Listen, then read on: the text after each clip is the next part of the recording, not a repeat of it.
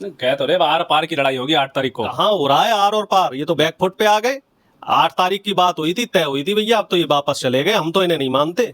ये करनी वर्णी सेना कहीं नहीं है, ये सब लोग कायर लोग हैं, डरपोक लोग हैं ये लोग। ये सिर्फ वो एक कहावत है ना, जो बादल गरजते हैं वो बरसते नहीं, सिर्फ गरजने वाले बादल कह रहे हैं। इतिहास बनेंगे हम वहां पे जाकर। पता नहीं कौन सा इतिहास बनाएंगे।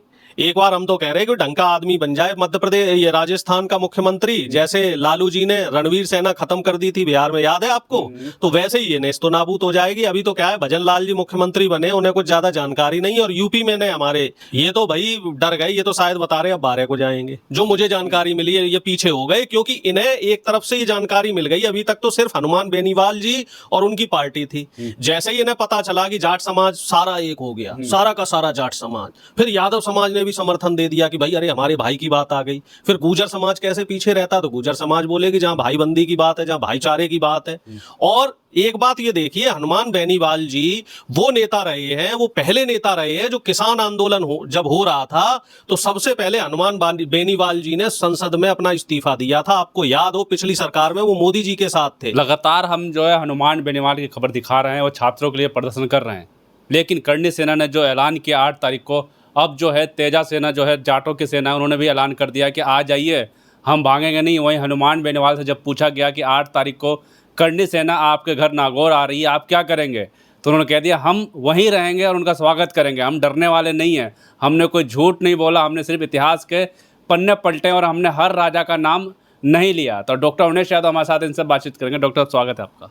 जी बहुत बहुत धन्यवाद। 8 तारीख को क्या होगा अब? इधर से करणी सेना ने ऐलान कर दिया है, उधर से तेजो सेना ने ऐलान कर दिया। देखो, जो तेजा सेना की बात करी जाए, तो चाहे जाट बिरादरी हो, चाहे गुर्जर बिरादरी हो, यादव बिरादरी हो, ये लोग किसान रहे हैं बेसिकली, और ये सारे एक ही हैं। इनका हुक्का एक था, रोटी बेटी के संबंध आपस में होते थे, और ये कौम फाइटर कौम मानी जाती है। आज़ादी के आंदोलन हो या पिछली जितनी भी लड़ाइयाँ रही हो, इन सब में इन जो जातियाँ हैं, इनका महत्वपूर्ण योगदान रहा है। तो एक बार जहाँ डट गए वहाँ डट गए, जहाँ खूंटा गाड़ दिया वहाँ गाड़ दिया। यादव समाज की बात करें तो रेजांगला वो हमेशा, और अगर सेना के बहादुरी की बात की जाए तो ज़्यादातर यादव, जाट, गुर्जर और सिख जो कम्युनिटी है, इन कम्युनिटी के लोग ही आपको सेना में बहुतायत में मिलेंगे। और जो युवा भी होते हैं तो पुलिस फौज में इसी कम्युनिटी के कंपैरेटिवली ज़्यादा जाते हैं। तो अब बात आती है 8 तारीख वाली, तो उसमें मुझे जो जानकारी मिली है वो जानकारी ये कह रही कि रणवीर सेना ने तो बैकफुट पे आ गए। ये तो भाई डर गए, ये तो शायद बता रहे अब 12 को जाएंगे। जो मुझे जानकारी मिली है, ये पीछे हो गए, क्योंकि इन्हें एक तरफ से ये जानकारी मिल गई। अभी तक तो सिर्फ हनुमान बेनीवाल जी और उनकी पार्टी थी। जैसे ही इन्हें पता चला कि जाट समाज सारा एक हो गया, सारा का सारा जाट समाज, फिर यादव समाज ने भी समर्थन दे दिया कि भाई अरे हमारे भाई की बात आ गई। फिर गुर्जर समाज कैसे पीछे रहता, तो गुर्जर समाज बोले कि जहाँ भाईबंदी की बात है, जहाँ भाईचारे की बात है। और एक बात ये देखिए, हनुमान बेनीवाल जी वो नेता रहे हैं, वो पहले नेता रहे हैं जो किसान आंदोलन जब हो रहा था, तो सबसे पहले हनुमान बेनीवाल जी ने संसद में अपना इस्तीफा दिया था। आपको याद हो, पिछली सरकार में वो मोदी जी के साथ थे। तो ऐसे आदमी के साथ जो किसानों के साथ लड़ा हो, ऐसे समय पे लड़ा हो जब मोदी सरकार फुल मेजॉरिटी में थी और किसी की हिम्मत नहीं होती थी बोलने की, उस आदमी का हम लोग साथ कैसे छोड़ देंगे भाई? उसके लिए तो वाकई 56 इंची सीना चाहिए, सिर्फ कहने वाले भाषण वीर नहीं सेना चाहिए सिर्फ। बिल्कुल चाहिए कि सरकार में थे और इस्तीफा दिया और किसानों के हक के लिए लड़े, और इतिहास में गवाह है, लेकिन अब इतिहास गवाह है कि हनुमान बेनीवाल साहब उस समय किसानों का साथ दिया उन्होंने। तो अब जो किसान कौम है, चाहे यादव समाज हो, चाहे गुर्जर समाज हो, चाहे कुर्मी समाज हो, चाहे निषाद समाज हो, जो भी जितनी भी पिछड़ी जातियां हैं, ये सारी की सारी, सारे दलित, सारे आदिवासी समाज के लोग हनुमान बेनीवाल के साथ हैं। क्योंकि बेनीवाल जी ने जो मुद्दा उठाया है वो किसी जाट समाज के लिए अपमान तो किया ना, पुरखों का अपमान नहीं किया। कोई अपमान नहीं किया। आप ANI की तरह काम करवा रहे हो साहब, उनका आपने वीडियो आधा चला दिया। पूरा वीडियो देखो, जो पूरी बात उन्होंने कही है कि कुछ जो पुराने राजा थे उन्होंने समझौते किए, सबने नहीं समझौते किए। भाई राणा प्रताप ने कहाँ समझौता किया? राणा प्रताप मरते मर गए, लेकिन उन्होंने अकबर के सामने घुटने नहीं टेके।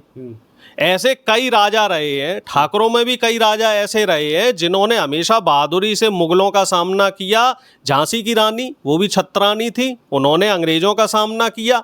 और वहीं ऐसे भी राजा रहे हैं, मान सिंह जैसे, जय सिंह जैसे, उदय सिंह जैसे, जो अंग्रेजों के और मुगलों के पिट्ठू बन के रहे, नौरतन बन के रहे। तो देखिए, हर समाज में अच्छे लोग भी हैं और बुरे लोग भी हैं। तो हनुमान बेनीवाल ने जो उस समय के जयचंद थे, जो बुरे लोग थे, सिर्फ उनके बारे में कहा है। अब करनी सेना को तो क्या है, ये लोग वैसे हैं जैसे वो टिकैत साहब बोलते थे ना, भट्टे के मुंशी टाइप के लोग हैं, इन्हें कोई पूछने पाछने वाला तो है नहीं। अभी रामजी लाल सुमन जी वाला मुद्दा हुआ था, उस मुद्दे में कुछ दिनों इन्हें फुटेज मिली, उसके बाद ये ठंडे बस्ते में चले गए। इन्हें कौन पूछ रहा है, ना तो इन्हें समाज से कोई लेना देना। जहाँ भी क्षत्रिय समाज का आप देखो कहीं अपमान की बात आती है तो ये लोग कहीं नहीं पहुँचते। क्षत्रिय समाज के युवा सबसे ज़्यादा बेरोजगार है, उसके लिए कभी सरकार से सवाल नहीं करेंगे। क्षत्रिय समाज के लोग इस समय सबसे ज्यादा प्रताड़ित हो रहे हैं, जगह जगह प्रताड़ित हो रहे हैं। और शिकार कौन कर रहा है? मोदी सरकार कर रही है शिकार। उसके लिए नहीं बोलेंगे कभी। महाराणा प्रताप के वंशजों को दिलवाओ ना राजस्थान में मंत्री पद, क्यों नहीं दिलवा रही है करनी सेना? कह तो रहे आर पार की लड़ाई होगी 8 तारीख को। कहाँ हो रहा है आर और पार? ये तो बैकफुट पे आ गए। 8 तारीख की बात हुई थी, तय हुई थी भैया, अब तो ये वापस चले गए। हम तो इन्हें नहीं मानते। ये करनी वर्णी सेना कहीं नहीं है, ये सब लोग कायर लोग हैं, डरपोक लोग हैं ये लोग। ये सिर्फ वो एक कहावत है ना, जो बादल गरजते हैं वो बरसते नहीं, सिर्फ गरजने वाले बादल हैं। इतिहास बनेंगे हम वहां पे जाकर, पता नहीं कौन सा इतिहास बनाएंगे।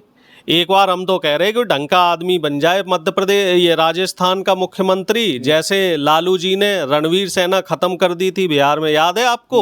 तो वैसे ही ये नेस्तो नाबूद हो जाएगी। अभी तो क्या है, भजन लाल जी मुख्यमंत्री बने, उन्हें कुछ ज़्यादा जानकारी नहीं। और यूपी में ने हमारे बाबा जी का समर्थन प्राप्त था, तो इस वजह से ये थोड़े से यहाँ उछल लिए।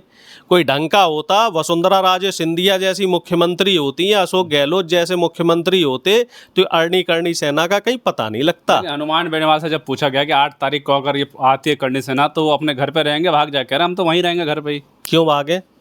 भागने का काम तो ये लोग करते हैं। अच्छा, ये भागेंगे? क्यों भागे नहीं है? पहले नहीं भागे।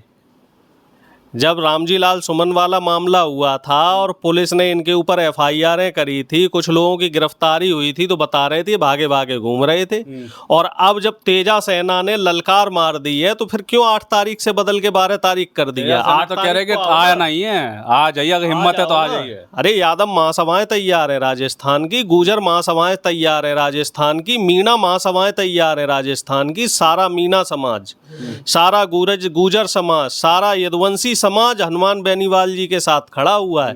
अब बात सिर्फ एक जाट नेता की नहीं है, अब बात है समस्त बहुजन समाज की और समस्त समाज की, बहुजन समाज भी नहीं। क्योंकि जो नौकरी की बात हो रही है, जो बेरोजगारी की बात हो रही है, भजन लाल सरकार को राजस्थान में 2 साल से ज्यादा का समय हो गया है और वो नौकरियां क्यों नहीं निकाल रहे हैं? जब बीजेपी विपक्ष में थी तब तो एकदम से कांग्रेस पे हमलावर हो जाती थी कि साहब नौकरी निकालो, नौकरी निकालो।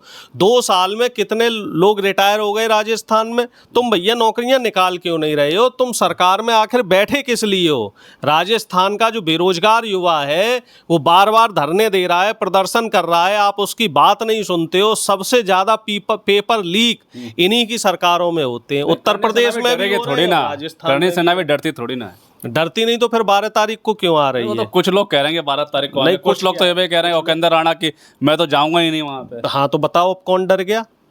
आप बताओ ना।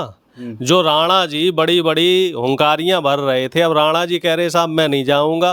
पूछो ज्यादा कुरेद के पूछोगे क्यों नहीं जाओगे तो कहेंगे साहब तबीयत नासाज चल रही है, पंगा ले लिया जाटों से, नहीं चल रही। भैया देखो, जाट समाज किसान समाज है, यादव समाज किसान बिरादरी है, और जो समस्त जो बहुजन समाज है ये लोग किसान बिरादरी है। इस बार इन्होंने गलत पंगा ले लिया। रामजी लाल सुमन जी पढ़े लिखे आदमी थे, ठीक है, इस वजह से वो थोड़ा सभ्यता में थे, तो हालांकि कर वो उधर भी वो कुछ नहीं पाए, लेकिन अब इन्होंने कहते ना मधुमक्खी के छत्ते में हाथ डाल दिया। ये करनी सेना इस बार हमें ऐसा लग रहा है कि इसका बोरिया बिस्तरा समेट दिया जाएगा। हनुमान बेनीवाल ये भी कह रहे हैं कि भैया भारतीय जनता पार्टी की राजनीति है, भारतीय जनता पार्टी क्या कर रही है, कुछ मैं उत्तर प्रदेश में हिंदुओं में भी जातियों में लड़ा रही है। जैसे यहाँ गुर्जर ठाकुर कराया, फिर गुर्जर बहुजन कराया, फिर यादव से लड़वाया, अब जाटों से लड़वा रहे ये हैं। तो स्ट्रेटजी अंग्रेजों की थी कि आप फूट डालो और राजनीति करो, सरकार चलाओ। चूंकि ये लोग हाफ नेकर में रहते थे, खाकी नेकर में, और ब्रिटिशर्स का जो परिधान था वो फुल खाकी पैंट था, तो ये लोग उनके मुखबिर हुआ करते थे, इसीलिए ना हाफ खाकी नेकर पहनाया जाता था। ये अंग्रेजों की मुखबिरी करते थे। तो कुछ नीतियां इन्होंने अंग्रेजों से ले ली है। अच्छा। कि यादवों को गुजरों से लड़ाओ, ठाकुरों को जाट से लड़ाओ, दलितों से लड़ाओ, आपस में लड़ाई करवाते रहो और खुद शासन करते रहो। ये बीजेपी की और आरएसएस की सोची समझी एक साजिश है, चाल है, जिससे कि लोग आपसे डायरेक्ट सवाल ना कर पाएं। आप इस तरह के शिगुफे समय समय पे छोड़ते रहिए। कभी हिंदू को मुस्लिम से लड़वाओ, कभी सवर्ण को दलित से लड़वाओ, और उसमें इनके पाले हुए जो कुछ मुस्टंडे हैं उनको आगे कर दो, खुद इमेज के पीछे रहो। जो एक पर्दा होता है ना, पर्दे के पीछे रहो। जैसे पहले आपको याद होगा महाभारत में भीष्म पितामह को कह रहे थे अमर है, वो उन्हें कोई मार नहीं सकता, युद्ध में हरा नहीं सकता। तो आपको याद होगा कि अर्जुन के सामने शिखंडी को खड़ा कर दिया गया था। तो कुछ इसी तरीके से बीजेपी भी हमारे जो सामाजिक ताना बाना बिगाड़ने के लिए इस तरह के जो लोग हैं, इन लोगों को आगे करके मुद्दों से भटकाने का प्रयास करते हैं। और ये बीजेपी की जो साजिश है, खास तौर से हमारा जो बहुजन समाज है, जो देश का किसान कामगार समाज है, वो समझ रहा है। समझ रहा। चलिए, बिल्कुल, बहुत बहुत शुक्रिया आपका। बिल्कुल साफ तौर पे जो हनुमान बेनीवाल के साथ अब यादव समाज, गुर्जर समाज और ये कहें कि बहुजन समाज पूरा आ चुका है। उससे पहले आपको बता दें कि वो एसआई भर्ती की लड़ाई लड़ रहे, छात्रों की लड़ाई लड़ रहे थे। उन छात्रों में सिर्फ जाट बिरादरी के छात्र नहीं थे, पूरा 36 बिरादरी के समाज के छात्र जो है एसआई भर्ती के लिए उनकी लड़ाई लड़ रहे थे। हनुमान बेनीवाल बयान दिया इतिहास पर, उन्होंने साफ तौर पर अभी भी कहा है कि ये बयान मैंने नहीं कहा है कि किसी राजा का नाम लेके नहीं कहा। कुछ राजा समझौता करते थे और ये समझौता मैंने नहीं कहा, इतिहास के पन्नों में लिखा है, राजस्थान के स्कूलों में पढ़ाया जाता है, आप जाकर पढ़ लीजिए। अगर आपको इतना ही दिक्कत है तो इतिहास बदलवा दीजिए, सरकार आपकी है, सब कुछ आपका है। और अब देखने वाली ये बात है कि 8 तारीख को क्या करणी सेना नागौर पहुँचेगी, हनुमान बेनीवाल भी वहीं रहेंगे स्वागत करने के लिए, तेजो सेना भी वहीं रहेगी। और साफ तौर पे कह दिया तेजो सेना कि आ जाइएगा, इस बार पीछे मत हटिएगा, हम वहीं हैं। अब आएंगे या नहीं आएंगे, जो भी कुछ होगा हम अपडेट आप लगातार आपको दे रहे हैं और आगे भी देते रहेंगे। आप इस बारे में क्या सोचते हैं, कमेंट बॉक्स में अपनी राय जरूर दें। तब तक के लिए धन्यवाद।